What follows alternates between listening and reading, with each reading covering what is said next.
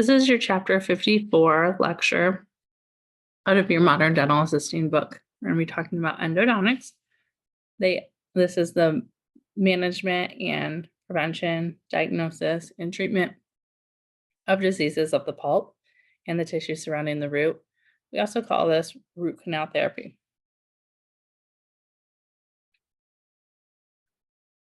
So we're first going to talk about nerve damage and the causes of nerve damage and some of the signs and symptoms. So nerve damage can happen with physical or trauma.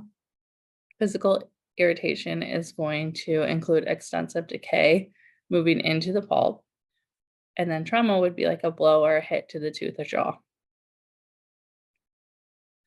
Signs and symptoms can include pain when the patient is occluding or chewing, sensitivity to hot or cold beverages. If we notice some facial swelling, the patient has a fever, tenderness of surrounding gums, or if we see cracked or discolored teeth. Subjective is going to be the patient's chief complaint, how they are categorizing the pain and the duration of the pain, what stimuli is painful to the patient, and if they state they're having sensitivity to biting and pressure.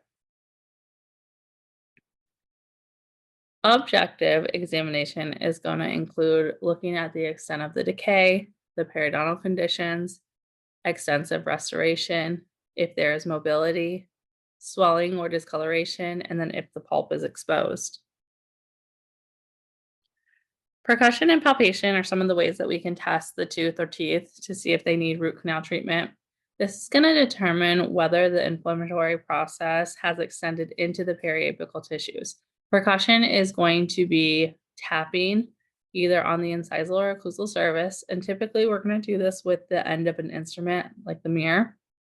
And palpation is when we apply firm pressure to the mucosa just above the root apex. Another way we can test the tooth is with thermal. So necrotic pulp is not going to respond to hot or cold. So the cold test, we can use ice or dry ice. And then for a heat test, we can do a warmed piece of gutta percha or maybe the instrument handle that's warmed and place that on the facial surface of the tooth. We can also test with electric pulp testing. We would use a small electrical stimulus that would be delivered to the pulp. And there are some factors that influence the reading, like the patient having restorations. If the tooth that we're looking at has more than one canal, failing pulp produces a variety of responses. The control teeth, if it doesn't respond as anticipated, if there's moisture on the tooth, and if the tester is weakened by the batteries.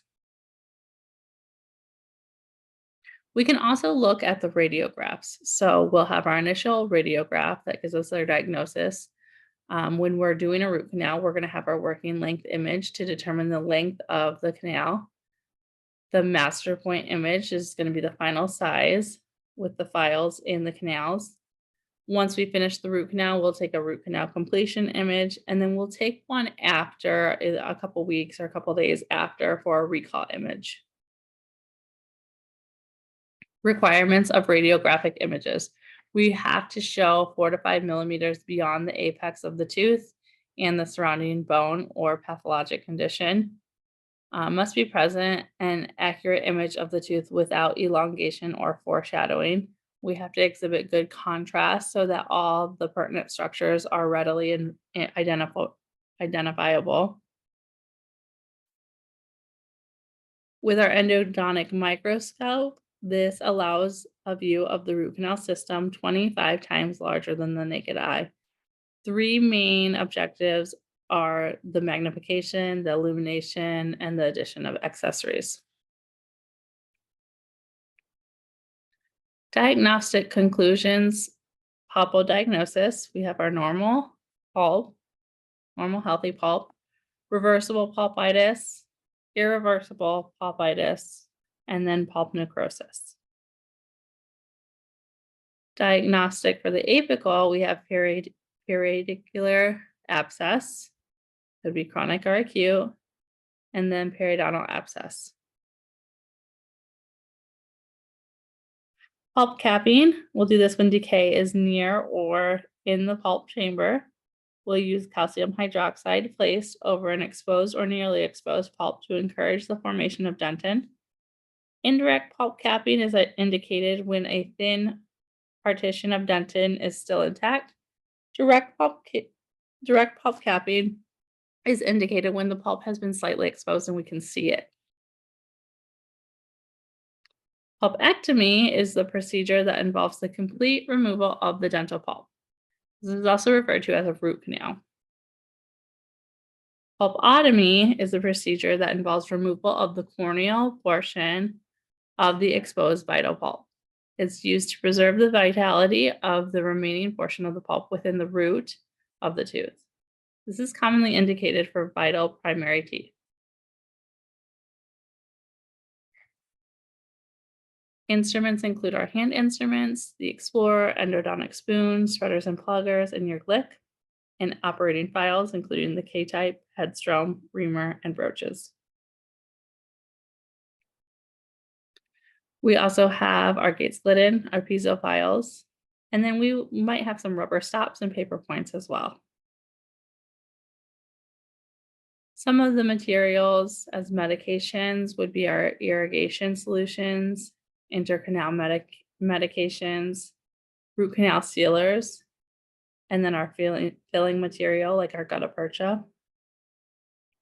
An overview, we're going to have anesthetic. A lot of times this is just a local anesthetic and pain control.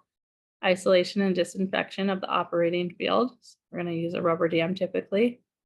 Access preparation. So we're going to enter the canal and get a good working length. Debridement and shaping. So we're going to go in with those files and smooth and shape the canal and remove all of the pulp. And then we'll go in and fill.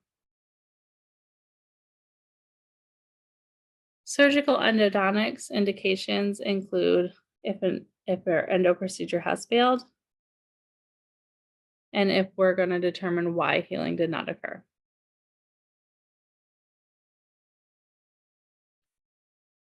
Apicoectomy and apical curettage to surgically remove the apical portion of the root with the use of a high-speed hand piece and a burr. We're going to evaluate the following: inadequate sealing of the canal, accessory canals, or if there are fractures in the root. Retrograde restoration. This procedure is undertaken when an apical seal did not adequate. So a small class 1 preparation is made at the apex and then sealed with filling material like a gutta percha, amalgam, or composite.